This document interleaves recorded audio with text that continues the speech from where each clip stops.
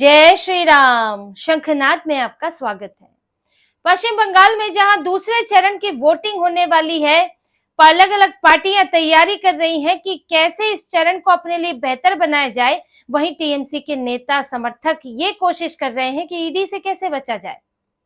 ED की जो ताबड़तोड़ छापेमारी गिरफ्तारी चल रही है, जो काले कारनामे निकल कर आ रहे हैं, अब उससे इनको ये डर है कि कब कहां हमें पकड़ ले, हमारे घर पर दफ्तर पर छापा पड़ जाए, तो इससे कैसे बचे। तो ईडी और ईसी दोनों ने इनकी परेशानी बढ़ाई है। ईसी ने भी कुछ पुलिस अधिकारी सस्पेंड किए हैं। क्यों सस्पेंड किए हैं और आगे उसका क्या असर होगा, इस पर बात करेंगे। लेकिन पहले ईडी की बात करते हैं। ईडी ने 9 जगहों पर छापेमारी की है। हावड़ा में, कोलकाता में और बर्धमान में राशन घोटाले के मामले में ताबड़तोड़ छापेमारियां हुई हैं, सप्लायर्स पर, डीलर्स पर। और क्यों हुई है? इन्होंने राशन वितरण में गड़बड़ियां की, सस्ता राशन अवैध तरीके से खरीदा और बेचा। और ये पुराना लंबे समय से चलता हुआ मामला है, लेकिन इसकी छापेमारी होती है समय समय पर। अब इस पर ईडी का एक्शन और तेज हुआ है। और देखिए ये एक्शन हुआ कब, जब इनकी एमपी, टीएमसी की एमपी, एक्स एमपी जो है नुसरत जहां, उनको पुलिस ने पूछताछ के लिए बुलाया था। और नुसरत जहां विदेश में थी, विदेश से लौटी और पूछताछ में शामिल हुई। कोलकाता में ईडी के दफ्तर में वो पहुंची थी। अब नुसरत जहां से पूछताछ हुए 2-3 दिन ही बीते होंगे कि ईडी ने 9 जगहों पर और छापेमारी कर दी। क्या जानकारी नुसरत जहां से मिली थी? मनी लॉन्ड्रिंग, राशन घोटाला, इस सब की जानकारी में, ये सब मामले जो चल रहे हैं इसी में ही बुलाया था उन्हें। क्या जानकारियां हासिल हुई है कि ईडी ने इधर 9 जगह छापेमारी कर डाली है। और लिस्ट में अभी और भी जगह है, और भी लोग हैं जिन पर आगे छापेमारी होनी है। और सिर्फ राशन घोटाला नहीं है, यहाँ तो कई घोटाले खुल रहे हैं एक के बाद एक। इनके विधायक ममता बनर्जी के प्रपोजर मिराज शाह, उनके ऊपर भी छापेमारी हुई है। और एक डीसीपी पर भी एक्शन हुआ है, उसके भी घर की तलाशी ली गई है। देखिए ये जो देबाशीष कुमार का, ये तो राशन घोटाला अलग है, एक रियल एस्टेट घोटाला भी चल रहा है। रियल एस्टेट की एक कंपनी पर छापेमारी की थी, उसके घर पर और ऑफिस में, जिसने अवैध तरीके से जमीनें ली और नगर निगम के साथ मिलकर वहां पर कंस्ट्रक्शन शुरू कर दिया।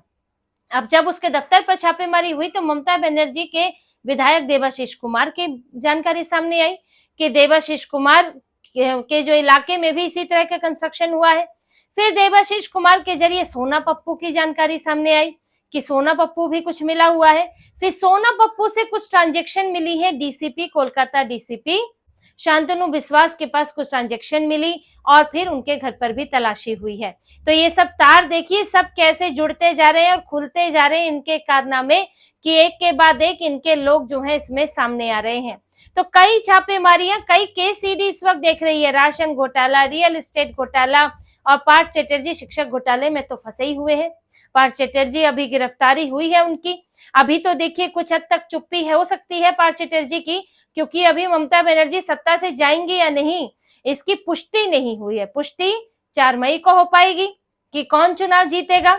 अब पार्थ चैटर्जी ममता बनर्जी के सत्ता में रहते तो मुंह खोलेंगे नहीं, उनके बेहद करीबी हैं, कई राज जानते हैं। जो 50 करोड़ रुपया मिला था उसका क्या पार्थ चैटर्जी अकेले इस्तेमाल कर रहे थे या पार्टी के लिए इस्तेमाल होना था? किस किस की भूमिका थी? बहुत सारे सवाल बाकी हैं और इन सवालों के जवाब खुलकर मिलेंगे चुनाव के बाद, मतदान के बाद, जब वो संभवतः खुद को सुरक्षित महसूस करने लगे। क्या पता खुद ही जो है किसी मामले में गवाही देने के लिए हामी भर दे, क्योंकि शिक्षक भर्ती घोटाला बहुत बड़ा घोटाला है जिसमें कई स्तर पर शिक्षकों को और जो सी और डी लेवल के स्टाफ है उसमें भी गड़बड़ियां की गई। अयोग्य आवेदकों को, अयोग्य लोगों को इन्होंने भर्ती कर दिया और जो योग्य थे उनको रिजेक्ट कर दिया और इसके लिए करोड़ों करोड़ मिले। अर्पिता चटर्जी के घर पर तो 50 करोड़ कैश और नकदी सोना मिला था।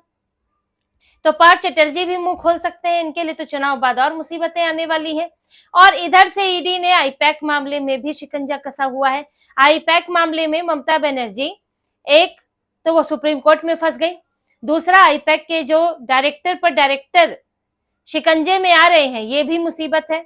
जहां जो चंदेल है, विनेश चंदेल है, उनको गिरफ्तार किया गया। अभी तक तो उनके तो 10 दिन की कस्टडी भी अभी खत्म नहीं हुई होगी।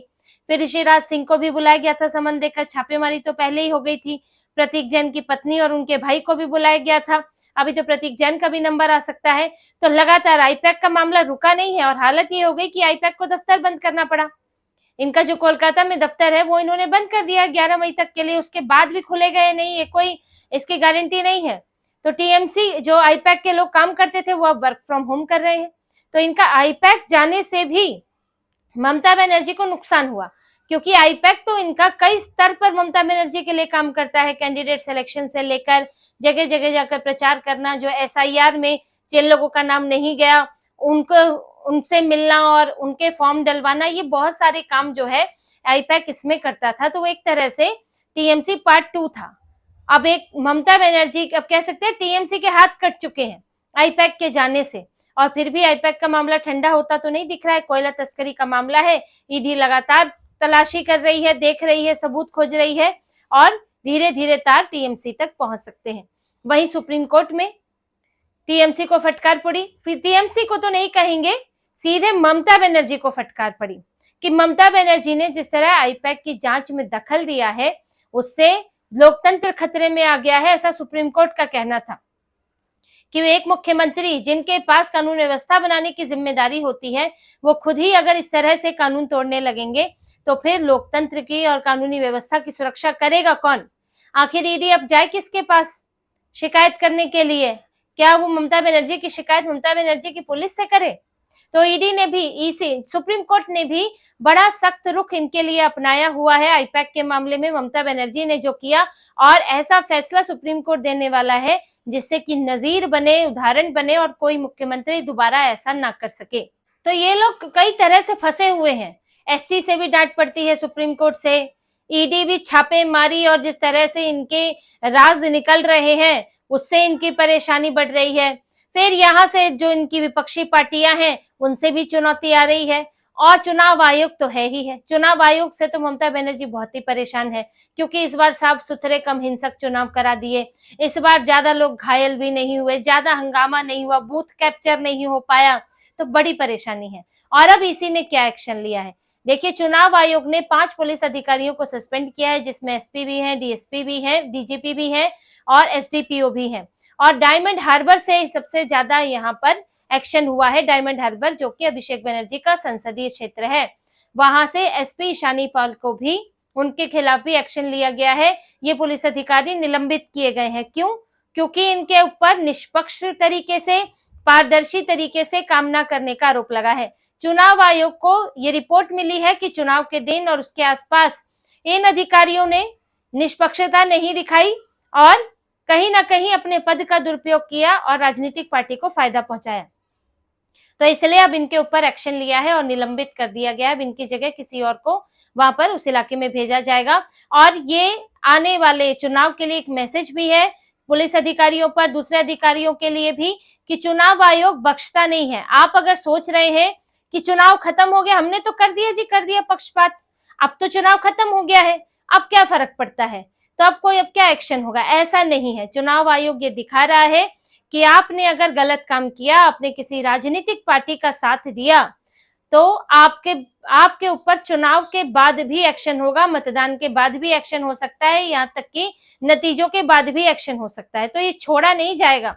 जैसे कि एसआईआर की लिस्ट के लिए कहा गया था कि एसआईआर के बाद जो ये लिस्ट बनी है वोटर्स की, अगर अगले 5 साल में भी इसमें कोई बांग्लादेशी या रोहिंग्या कोई विदेशी निकलता है तो संबंधित अधिकारी पर कार्रवाई होगी। ये देखा जाएगा कि ये जिस इलाके से वो विदेशी निकला है वो इलाका किस अधिकारी के तहत था, कौन वहां पर काम कर रहे थे और कैसे इसका नाम चढ़ गया। तो ये चेतावनी तो शुरू में ही दे दी थी। तो चुनाव आयोग यही दिखा रहा है कि अंत तक नहीं छोड़ेंगे, गलत काम करके बच नहीं सकते हो। और इसीलिए बीच में कुछ गिरफ्तारियां भी हुई हैं, निलंबन भी हुए हैं, बहुत सारे एक्शन लिए गए हैं। कुछ अधिकारियों को तो बंगाल से बाहर ही भेज दिया गया, किसी को चुनावी ड्यूटी से पूरी तरह हटा दिया गया है। तो चुनाव आयोग इसलिए ये सब कर रहा है, क्यों? क्योंकि चुनाव में लोगों में डर कम हो, हिंसा कम हो, पक्षपात कम हो। और कहा जाता है कि ममता बनर्जी इन्हीं चीजों के आधार पर जीतती रही है, लोगों को डराना, डराकर मतदान न करने देना या अपने पक्ष में मतदान कराना, हिंसा करके डराना, पारदर्शिता ना होने देना, दूसरों के बूथ एजेंट को बाहर फेंक देना, बूथ कैप्चर कर लेना। तो ये सब तरीके अपनाते रहे हैं ये लोग। आज जब नहीं हो पा रहा है तो परेशानी हो रही है। तो ये जो अब घिरे हुए हैं हर तरह से, इसीलिए ममता बनर्जी पिछली बार के मुकाबले इनका टोन जो है बहुत कम है। ये जो 142 सीटों पर होने वाला है अब चुनाव, 152 पर हो चुका है, इसको लेकर इस बार ममता बनर्जी उतनी आक्रामक नहीं है जितना पिछली बार थी। अंत में बोल दिया था खेला होबे, इस बार तो नहीं बोला इन्होंने खेला होबे। अब खेल होगा कहां से? खेल तो घुसपैठियों के जरिए होता था, फर्जी वोट के जरिए होता था। अब तो खेल के साधन ही खत्म हो गए, तो कैसे खेला होबे? बीजेपी का जो है इस वक्त आत्मविश्वास बढ़ा हुआ है। पंजाब से जो फीडबैक आता है, बंगाल से जो फीडबैक आता है, उसमें भी इस तरह की चीजें आती हैं कि अवधारणा, परसेप्शन जो है वो ममता बनर्जी के समर्थन में इस बार नहीं दिख रहा है। कई ये बड़े स्तर पर लोग मान रहे हैं कि बीजेपी इस बार बड़ी चुनौती है और सरकार बना सकती है। तो ममता बनर्जी इस बार एसआईआर के भरोसे ही चुनाव लड़ रही हैं। कुछ एक रेवड़ियां, फलाना फ्री ढिकना फ्री, और साथ में एसआईआर के खिलाफ माहौल बनाकर, और दूसरा मुस्लिम वोटों के ध्रुवीकरण के आधार पर ममता बनर्जी इस बार चुनाव जीतना चाहती हैं। लेकिन ये तीनों ही मुद्दे ममता बनर्जी के लिए काम नहीं आ रहे हैं, पूरी तरह काम नहीं आ रहे हैं। कहीं ना कहीं कोई समस्या है, और साथ में अभी जिस तरह की शक्ति है उससे इनकी परेशानी, इनका खुला खेल भी खत्म हो गया है। तो इसी तरह की और खबरें और विश्लेषण आपके लिए लाते रहेंगे। हमसे जुड़े रहिए, सब्सक्राइब कीजिए, कमेंट कीजिए। बहुत बहुत धन्यवाद। जय श्री राम।